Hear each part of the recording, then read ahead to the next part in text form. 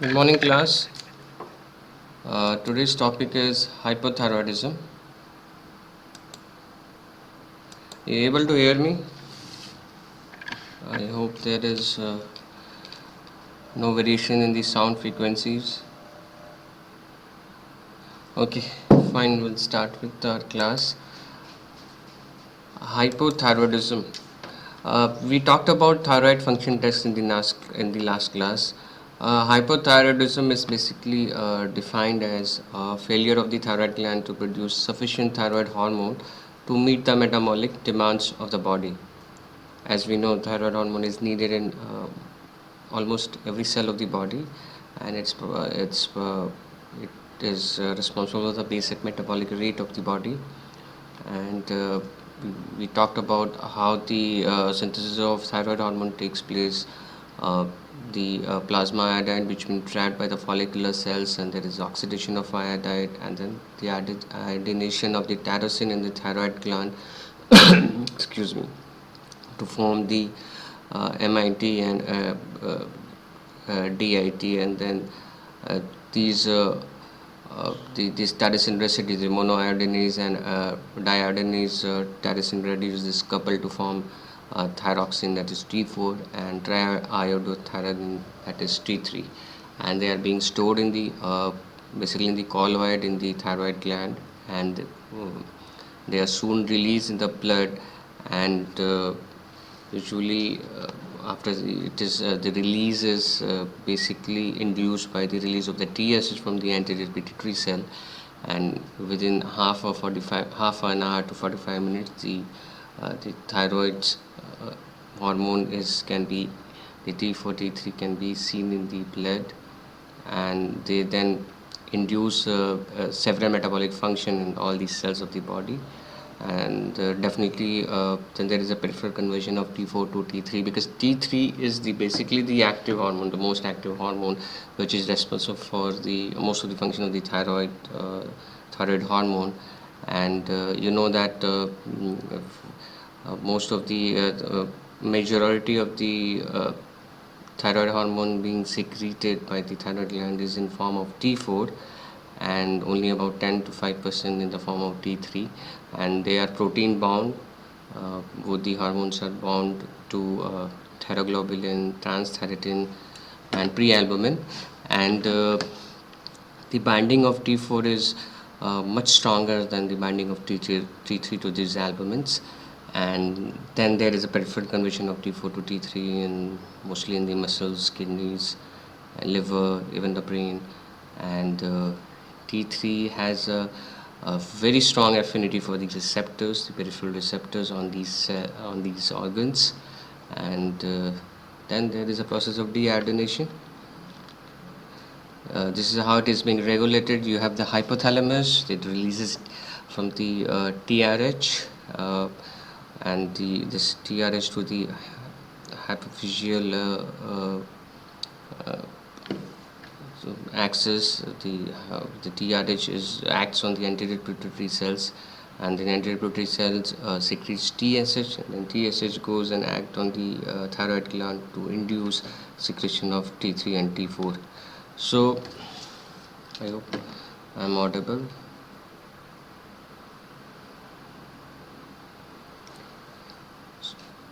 So the hormone transport, as you can see, the 99% of the T4 is protein bound, and 99% of T3 are protein bound. So the action is basically only is the free T3, which is mainly responsible for the most of the action. And the causes of hypothyroidism can be classified under primary hypothyroidism, secondary hypothyroidism, and other causes. The primary hypothyroidism, as the name suggests, it means the main culprit is the thyroid gland. The defect is in the thyroid gland, and so that can lead to obviously decrease in T4 and T3 secretions, and this invariably gonna through the feedback mechanism, it will induce the hypersecretion of TSH from the anterior pituitary.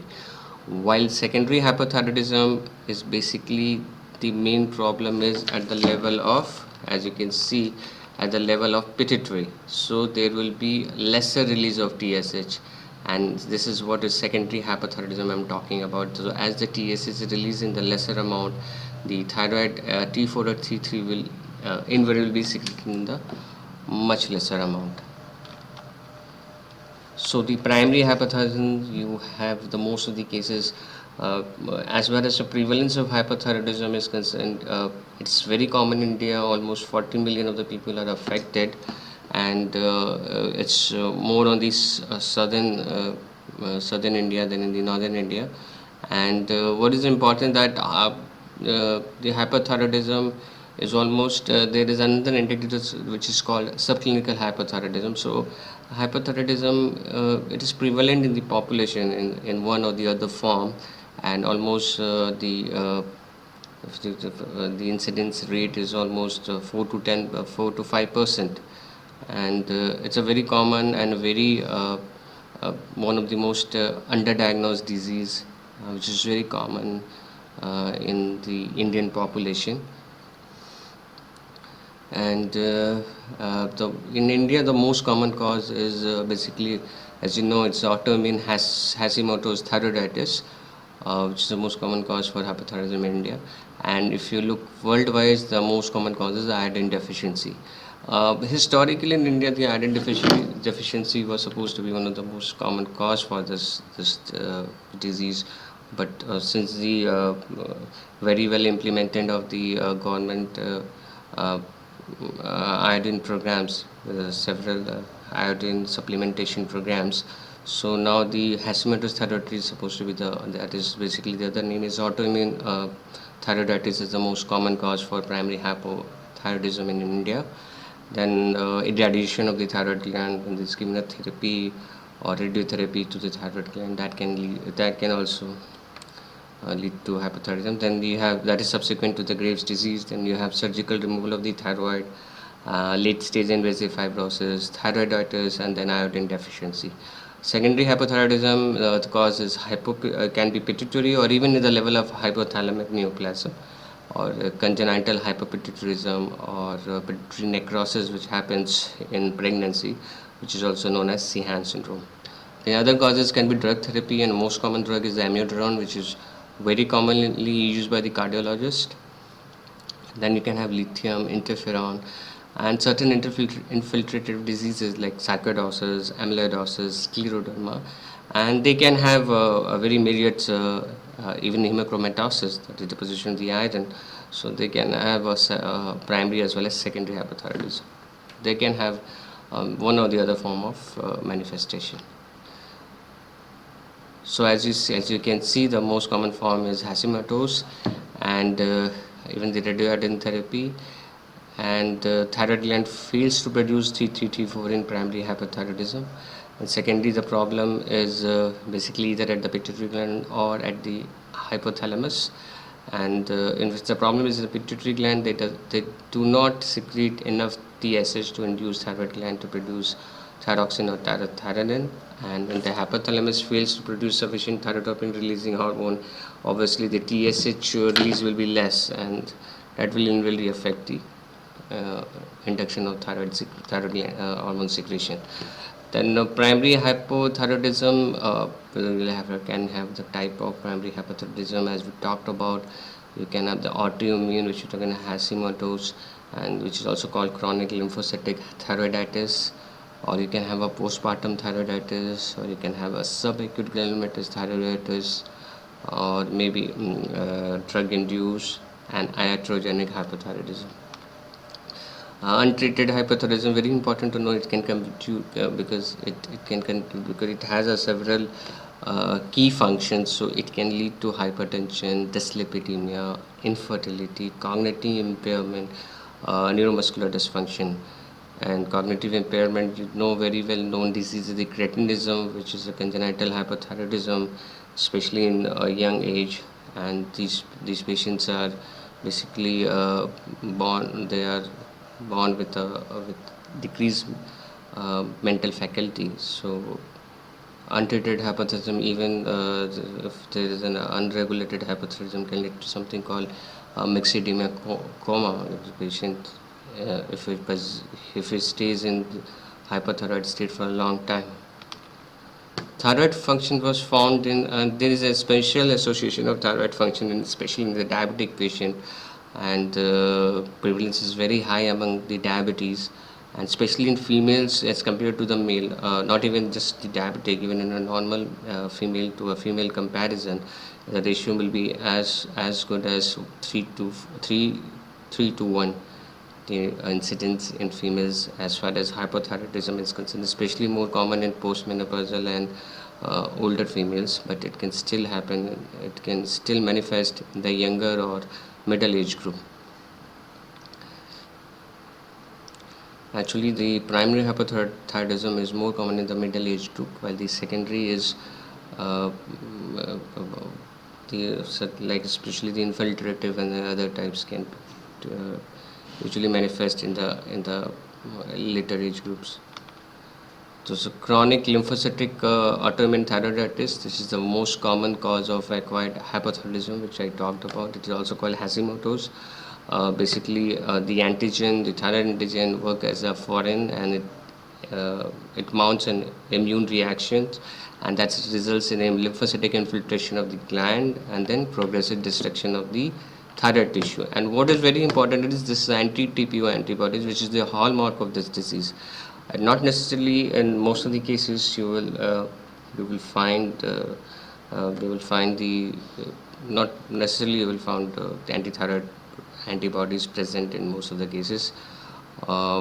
In some of the cases, rather, in 95% of the cases, you will find anti-TPO antibodies, which is association is strongly linked with autoimmunity or Hashimoto's disease, and its absence uh, quite assuredly exclude the diagnosis of Hashimoto's. So anti-TPO antibody, which is anti-thyroid peroxidase antibodies, is the hallmark of this disease. Then antibody level can vary over time, and in the absence of antibody does not exclude the diagnosis. It can assure you to be an Hashimoto's. As I said, its absence could never exclude that diagnosis. And this is basically the thyroid peroxidase is basically used for the organification, and as the iodine is taken up by the follicular cells. Postpartum thyroiditis is another important, a very common state where you have 10% of the postpartum ladies, like they develop lymphocytic thyroiditis in the 2 to 12 months after delivery. And usually this kind of thyroiditis, which is self-resolving, is a transient, and the risk of permanent hypothyroidism or reoccurrence of postpartum thyroiditis is increased. And so we can see there are certain studies which shows the certain percentage of women they fall in the group of permanent hypothyroidism. Then you have subacute adrenomatous thyroiditis, which is also known as a DCOR1 disease. It's a relatively uncommon disease, and it's more frequent in the middle-aged woman. And the patient usually manifests as a low-grade fever, thyroid pain. This is a very important diagnostic point where the patient will complain about the thyroid pain, and dysphagia and ESR will be increased. Again, this is a very self-limited condition, and there are postulated to be associated with viral syndromes, and it can lead to straight away once the uh, initially it can manifest as a transient hypothyroidism, or later on it can turn into the transient hypothyroidism, and even there might be resolution of this condition most of the time. Drug-induced and iatrogenic hypothyroidism, there are certain drugs like iodine excess, which is also is used in iodine-containing contrast media. So, and amiodarone and lithium, antithyroid drugs, interferon especially, which is used in so many diseases. Then tyrosine kinase inhibitors, sunitinib or imatinib.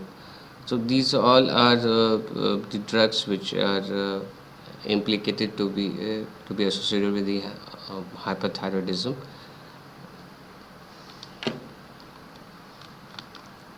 Then radioactive iodine for the treatment of Graves' disease. That can also, because it induces resolution of the Graves' disease, but it can lead to permanent hypothyroidism after the completion of the therapy, or 3 to 6 months after the completion of the therapy, or even external neck radiation that usually take place in for head and neck neoplasm or for breast cancer or Hodgkin's disease. That can again lead to hyperthyroidism. And then thyroidectomy, obviously. Almost 50 to 30% of the patients who are undergoing thyroidectomy, that is the removal of the thyroid gland, they invariably manifest as hyperthyroidism after some time. Then there is a genetic association. There are certain genes, the FOXC genes, 10% of the congenital hypothyroidism have an error in the thyroid hormone synthesis, and there can be a mutation in TPO gene, which is the most common error of hormone synthesis. Then there are certain genes where the mutation can lead to congenital hypothyroidism without goiter.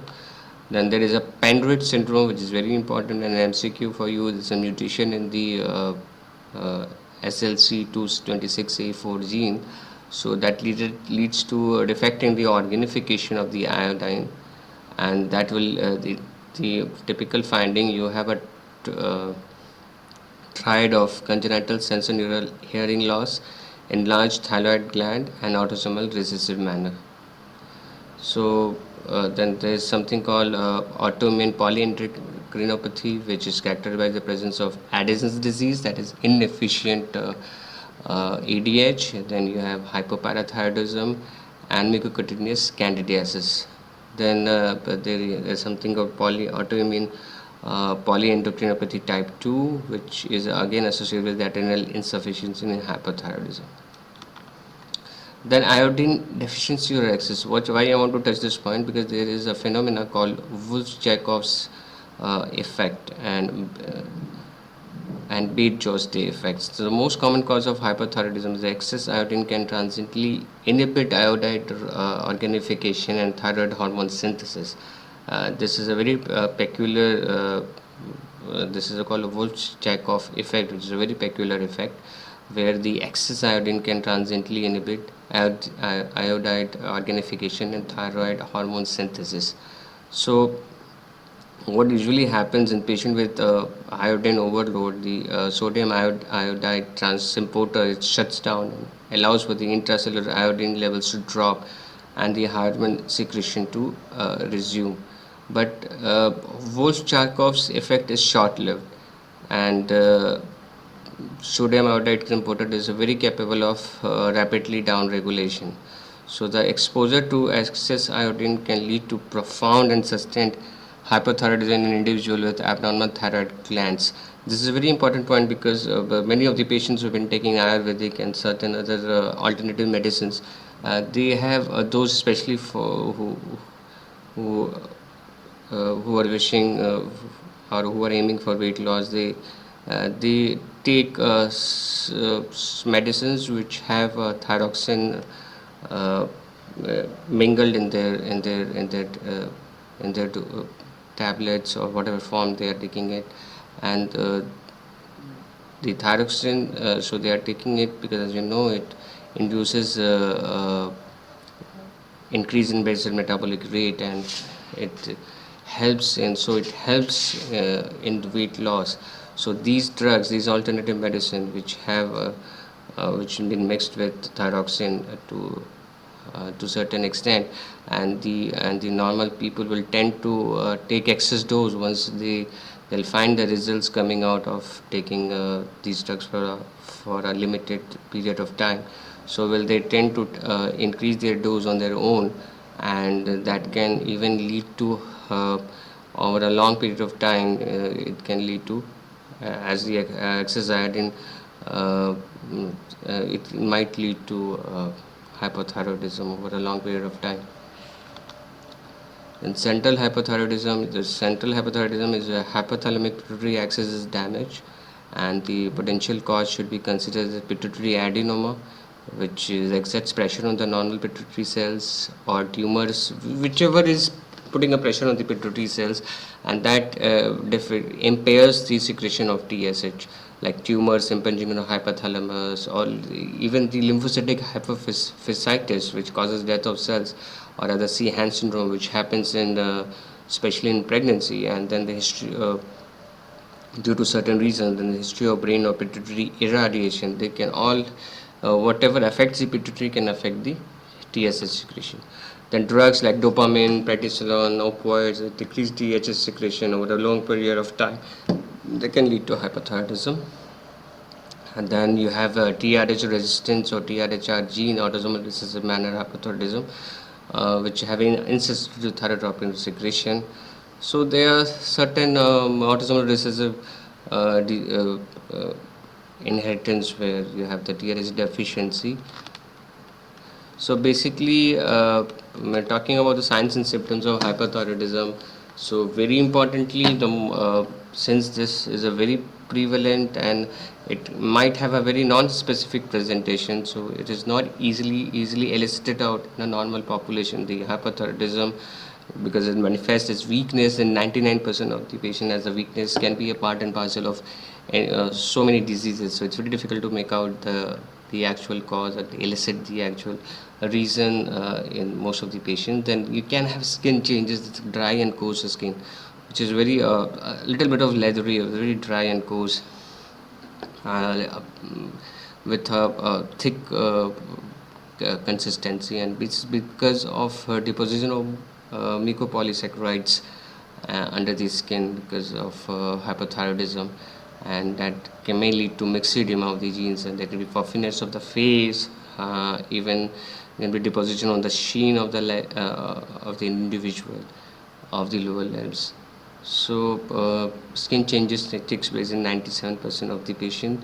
Then there is a slowness of speech and then hoarseness of voice that can also takes place in 91% because of the deposition of these mucopolysaccharides on the vocal cords. Then you can have eyelid edema, which I talked about, again deposition of these mucopolysaccharides and protein under the eye muscles tissues. Then you have cold sensation, that is cold insensitivity, very because of the decrease in calogenesis or thermogenesis. Then you can have decreased sweating and cold sensation and cold skin that goes analogous. Then you can have a thick tongue. Then you can have a facial edema. Then you can have a coarse hair, and there might be a hair fall, which is very common in cases of hypothyroidism. There is a skin pallor, and even there is a certain amount of paleness or yellowness to the skin because of hyperkeratinemia, because the keratin, which is being used for the synthesis of vitamin A, because under the deficiency of thyroid hormone, there is inhibition of conversion of these beta carotene into vitamin A, so that will lead to deposition of beta carotene on the skin. Then there is a mental obtundation or cognitive dullness and cognitive impairment, and then it may lead to memory loss and slowness of action, and the constipation is a very common finding. Then in menstrual disturbances you can have infertility, and in menstrual disturbances the patient might complain about menorrhagia or oligomenorrhea, even the oligomenorrhea or polymenorrhea. Mostly menorrhagia and the polymenorrhea is a more common feature of hypothyroidism, but oligomenorrhea is a more common feature of hyperthyroidism. Then infertility and the nerve entrapment syndrome. You can have something called Colles, this ulnar entrapment or median nerve entrapment because of the edema or the deposition of the mucopolysaccharides or albumin under the skin. Then you can have blurring of vision, decreased hearing, fullness of the throat, and a hoarseness, I said, that can also be there. Then Hashimoto thyroiditis, more significant point connecting the hypothyroidism to the Hashimoto thyroiditis is the feeling of fullness in the throat. There will be a painless thyroid enlargement, and it's the first thing which might point you to a patient having hypothyroidism is basically the neck swelling or the goiter, because these findings can be missed out, because it's the most it's a one of very most of them are very non-specific findings, and that can be very easily missed out of the physician. That's why uh, there is so much prevalence of subclinical hypothyroidism, which has been undiagnosed and is so prevalent in the normal population. Still, the incident or the prevalence rates are much higher than what we actually have projected, because of there are enormous number of cases which have not been diagnosed. So Hashimoto thyroiditis, they typically will have a feeling of fullness in the throat, paleness, thyroid enlargement, exhaustion, and transient neck pain. Laboratory assessment, TSH level is normally 0.5 to 4.7. If TSH and free T3, total T3, and this is a free T3 level, then total T4 and free T4 level. The most important point to assess is you have to look at the TSH level and free T3 and free T4 level. And if the TSH level is low and free T3 and free T4 levels are low, this is more diagnostic of secondary hypothyroidism. And if TH level is high and free T3 and free T4 levels are low, then it is more more indicative of primary hypothyroidism. As you can see in the next slides, normal range of serum TSH is 0.5 to 4.7, and there is a diurnal variation of TSH secretion with peak values in the early evening. So a TSH is a screening test where all you do the screening test, especially in the patient who fall under the risk category, like cardiovascular, or any female more than 40 years, or even male more than 45 years, and they should be screened if there is any family history, or there is a cardiovascular risk, or if there is a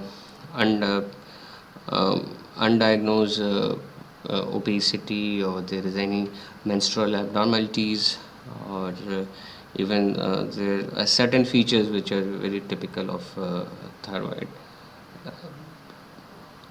So as a screening test, TSH might be misleading because increased TSH can take place in a TSH secreting pituitary tumor, some carcinoid, or this is basically exogenously thyroid stimulating tumors. Then hormone resistance, as we talked about, certain genetic causes for this, or maybe the assay which the method of lab testing which we are doing, that might be faulty. That can also lead to increased TSH. The decreased TSH is very common in first trimester pregnancy due to SCG, that is human gonadotropin secretion, which inhibits the secretion. It inhibits the secretion of TSH. Or after treatment of hyperthyroidism, or response to high dose of glucocorticoids, dopamine, that they have inhibitory effect on the secretion of TSH. And secondary hypothyroidism, they can have a low or high normal TSH level, which is inappropriate for a low T4 levels. So what happens? First, you will screen for TSH. If TSH is high, you look for the free T4, and even free T3 you can take into account. And if free T4 is high, obviously with high TSH and high VTO, you have a high thyrotoxicosis, and if free T4 is low, then you have hypothyroidism. And if we go the other way around, if TSH level is low and if free T4 and free T3 is low, then can have a central hypothyroidism or a secondary hypothyroidism, and they get in that you can get an MRI and everything done. And if free T4 T3 level is high, then definitely it is a diagnostic of hypothyroidism, and you can go on with the radioactive iodine uptake. So the treatment of hypothyroidism is basically thyroxine, levothyroxine, and it is usually the amount is usually 1.6 microgram per kg per day, and the most importantly, it is taken in the morning 30 minutes before eating, because food inhibits its absorption, and the calcium and iron supplement should not be taken within 4 hours. And as you start the levothyroxine, actually the dose depends on the other comorbidities, especially in the cardiac patient. We start with a lesser dose, and in obese or overweight patient we might have to enhance our dose, but we usually try to keep the maximum dose to around 100 to 125. We don't try to escalate too high. So after the initiation of thyroxine, you have to repeat TSH 6 to 8 weeks later, and if TSH level is within the normal range, you can continue with the same treatment, and you can assess TSH annually. If TSH level is still greater than 5, then you have to either verify for the adherence or check for the interfering medications, or you might have to increase the dose by 12.5 to 25. And if there is no improvement in TSH, then you have to look for other causes. And if the TSH level is less than 0.35, that is, it has been over suppressed, then you have to decrease the dose by 25 or 12.5. This is the basic protocol of how to go about the management of hyperthyroid patient. And especially this is the dosing for a non-pregnant. As I said, it depends on the comorbidities. The non-pregnant patient, as good as 1.6 microgram per kg can be initiated, and especially and in older patients or patient with a known suspected cardiac disease, you start with a lesser dose, because higher dose can with the over suppression of T3 T4. If you start with a higher dose, if you, that might lead to increased T3 T4 release, and that can, as you know, it can lead to cardiac failure, and it can precipitate atrial fibrillation. So that's why you start with a lower dose, and you try to assess the TSH level, and on the similar lines you replace the doses. Then pregnant patients increase to 9 doses weekly. Especially you start with an extra dose, or you give an extra dose on 2 days of the week, because in pregnant women, because of certain hormones, and because of the increase in the plasma volume, and because of uh, the binding of the thyroid to the proteins, so the level of free T3 and free T4 doesn't meet the requirement of the patient. And to meet the requirement, you need a greater level of T3 and T4 in these patients. Then there is a certain entity which is subclinical hypothyroidism, where you have a very you don't have a very subtle symptoms, but the lab value is when TSH is around 5 to 10, or then you start with a lower dose. You might have a T3 T4 which is within the normal limit, and TSH might be in between 5 to 10. These is cases of subclinical hypothyroidism. You start with a 50 microgram daily dose, and it can increase subsequently depend on the value of TSH. So as the monitoring is serial TSH measurement is how to monitor, and you have to adjust the levothyroxine dose depending on the TSH levels, and adequacy of treatment in patient with pituitary insufficiency. Again, you have to measure a free 3-4 and free 3-2 in cases of pituitary insufficiency. And with the increasing age, as the TSH also tends to, there is a decline in thyroid binding and serum albumin levels, so the dosage requirement is reduced. And the other thing is TSH levels tend to increase with increasing age. And in elderly patient, even you can keep a little lower dose than the actual, and the annual monitoring for the thyroid function should be done to avoid over replacement. And most patients can be tested annually for TSH and free T4 levels, and it is very adequate to maintain a euthyroid state until the patient becomes 67. What is very important is once the treatment has started, you have to subsequently taper the dose, but you should never discontinue unless there is any complication such as mixed edema, coma, or something like that. So the potential adverse effects of treatment can be uh, uh, usually we try to keep mid-normal serum TSH values, which is safe and free from adverse events. But the event that thyroxine, if we given in a suppressive dose after carcinoma thyroid surgery on them, it can have potential adverse effects, especially on the skeletal and cardiovascular system, and can manifest as uh, uh, tremors or atrial fibrillation or cardiovascular failure and the heart failure, acute heart failure, and so yeah, which is potentially fatal. So you have to be very particular about that, especially in less than zero point 0.1 micro unit per international unit for TSH value. You have a risk for AF and left ventricle hypertrophy, and ischemic heart disease risk is enhanced. So this is for hypothyroid. Next lecture we'll finish off with hyperthyroidism. Is there any question, you can let me know.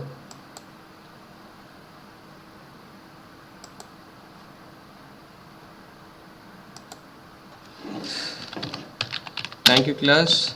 We'll meet in the next class and finish off our lecture on hyperthyroidism. And I think yeah, 20 questions left. We'll take up the rest of the 20 questions. Those internal assessment 20 questions which were left, we'll take up those questions in the next class. Thank you very much.